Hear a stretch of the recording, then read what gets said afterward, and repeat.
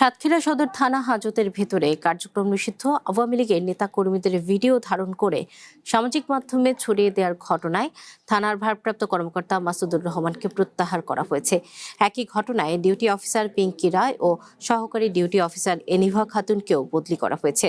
সোমবার সাতক্ষীরা জেলা পুলিশ এ সিদ্ধান্ত নেয়।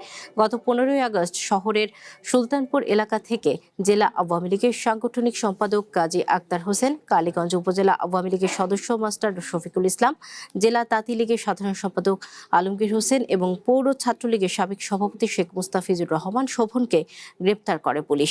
নগদ নিয়ে এলো হার না মানা হার অফার।